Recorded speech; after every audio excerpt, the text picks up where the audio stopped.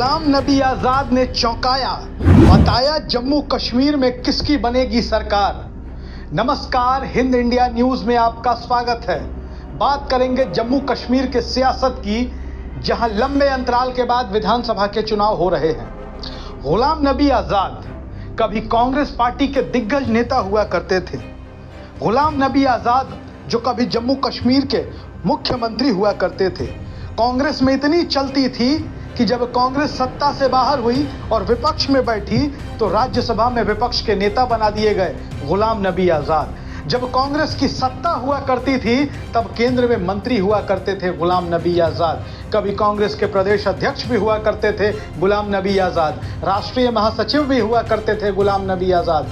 कांग्रेस की सत्ता से लेकर संगठन तक खूब बोलबाला रहता था गुलाम नबी आजाद का। लेकिन इन दिनों लगता है कि गुलाम नबी आजाद जैसे सियासी अज्ञातवास झेल रहे हैं। खैर, हम बात करते हैं गुलाम नबी आजाद ने जम्मू कश्मीर में किसकी सरकार बनेगी, इस बारे में क्या कहा। आपको बता दें कि पिछले दिनों गुलाम नबी आजाद ने कांग्रेस से अपना लंबा रिश्ता तोड़ लिया और उन्होंने अपनी एक नई पार्टी बनाई, DPAP, डेमोक्रेटिक प्रोग्रेसिव आजाद पार्टी।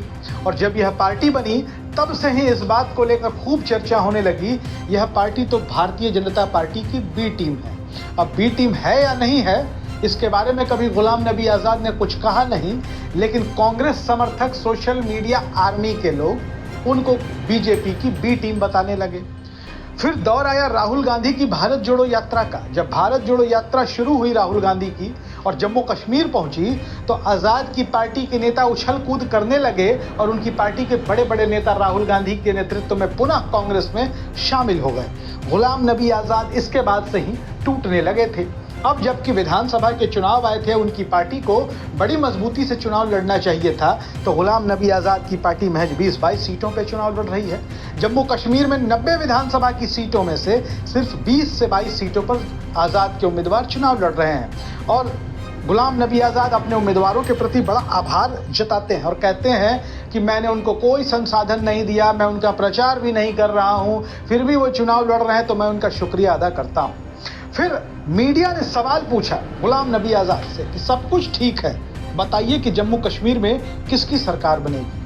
वो कहने लगे कि अभी मैं इसके बारे में कुछ नहीं कह सकता, अब इसके बारे में कहना जल्दबाजी होगी, बहुत मुश्किल है कहना किसकी सरकार बनेगी, अभी परिस्थितियां बदलेंगी। मीडिया ने फिर से सवाल पूछा कि क्या सरहंग असेंबली यानी कि क्या त्रिशंकु विधानसभा जैसी स्थिति भी हो सकती है। उन्होंने कहा कुछ भी हो सकता है। और अंतिम बात जो गुलाम नबी आजाद ने कही वो यह कही कि सब कुछ अल्लाह के हाथ में है, कुछ भी हो सकता है, विधानसभा त्रिशंकु भी हो सकती है, सब कुछ अल्लाह के हाथ में है। अब दरअसल गुलाम नबी आजाद के पास इससे ज्यादा कहने को कुछ बचा भी नहीं है। ये दुनिया में, इस पूरे संसार में जो कुछ भी हो रहा है वो अल्लाह और भगवान के हाथ में है, ये सही बात है, इस बात को सब लोग मानते हैं। लेकिन एक सियासतदान के तौर पर, एक पॉलिटिकल व्यक्ति के तौर पर अब गुलाम नबी आजाद यह भी नहीं बता पा रहे हैं कि किसकी सरकार बनेगी। एक पार्टी के चेयरमैन है वो, PDAP उनकी पार्टी है, कम से कम इतना भी कह सकते थे कि हमारे बिना सरकार नहीं बनेगी, हमारी सरकार बनेगी। लेकिन गुलाम नबी आजाद इतना कुछ कहने की स्थिति में भी नहीं है। आप समझ सकते हैं कि कश्मीर की सियासत में जम्मू कश्मीर के पूर्व मुख्यमंत्री गुलाम नबी आजाद की हालत क्या हो चुकी है।